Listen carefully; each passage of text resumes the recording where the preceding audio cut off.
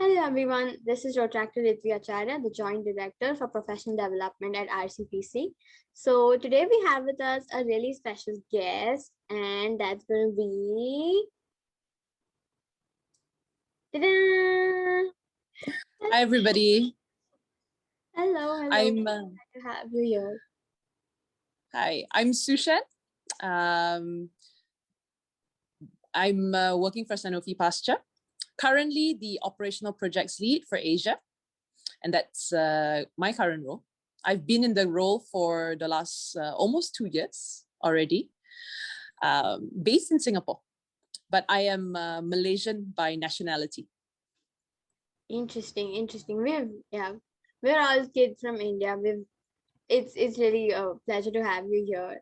And we're just gonna ask you some basic questions about what you do or like how you do stuff. So let's get into it. So what got you really into this job? And did you really want a job like this before? What was like your dream job as a kid? And like how did you actually get into Sanofi or you know?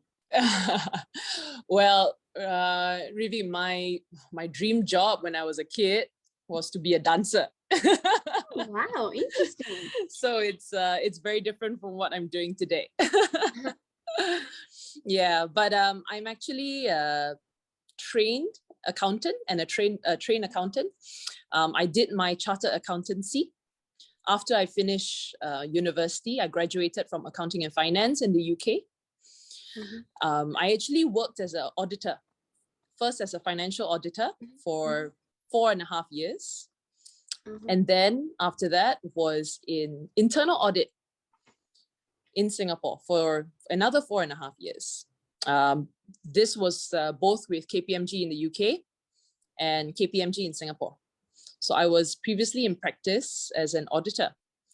After that, I actually decided to go in-house and I joined Sanofi back in 2016.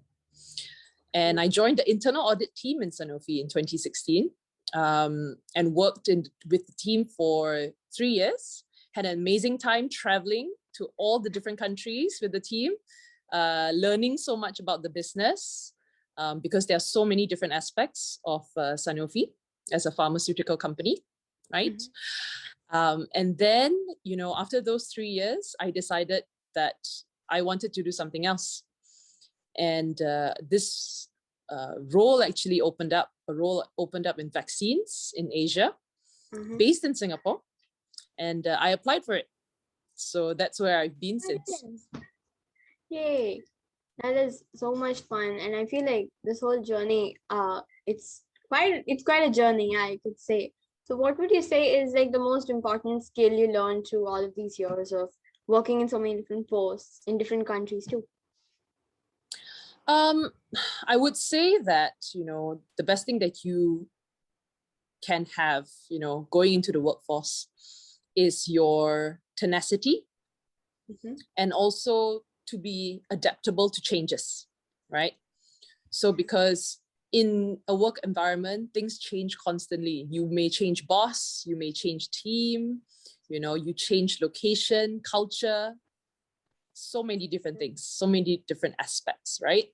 So it's always good to, be flexible, adapt to your environment, but also at the same time, be true to yourself, don't lose who you are and your values, even in the workplace. Yeah, I think that's the core of like a lot of things, that you shouldn't be losing the essence of you in doing what you do. So how would you describe your work ethic to be? Or like, and how did you like kind of develop it? Well, being Asian, right? We are always told to work hard, right? Do our best, and that is really what I was brought up on by my parents. But, spending quite a number of years in the UK, for university and working there, it doesn't, it's not a bad thing to take some time off once in a while, have some fun, enjoy yourself. You will find that, I think, but this is from my experience, obviously, that it's good to always balance out the number of hours that you put in and the efforts that you put in at work, and to counterbalance it with enjoyment and some time off, be it whether with friends and family. Yep. So yeah. Interesting. And how do you kind of take off like time, and what do you like to do when you are not working, or like, because I know like my own parents, they work way too much. I wish they take time off too. But what do you do when you want to take time off, or just want to relieve the stress? Well, I actually do quite a bit of sport, Rivi. Mhm. So I play tennis Ooh, on my time off. I play tennis once a week. I go for spin. I do Pilates. I still dance as well. good. So Good to know that you dancing is still an outlet. Yeah. yeah, it's still not rolled out yet. We still have No. we could still, go for it. As a career choice, I don't think so. I'm much too old and much too creaky now.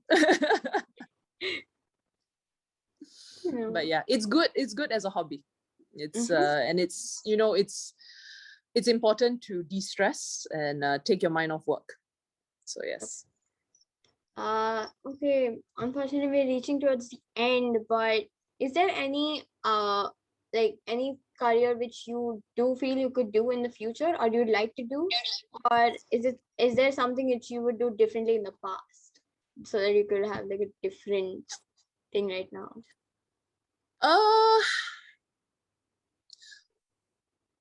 Would I do something in the future, something specific in the future? I mean, I would, where I am right now has opened my, eyes to the business side of things, right? In Sanofi. And I would very much like to continue exploring the business side of things. So I think Yeah, I think you have a that's where I'll sourdough be going. business, right? Hmm? Wait, you make sourdough, right? I mean, what? Sorry? You make sourdough, right? Like sourdough bread. Oh yes, I bake sourdough bread. Yes, yes, I do. Yeah, and I think my mom was telling me that like you have a business. Like you do sell sourdough. No.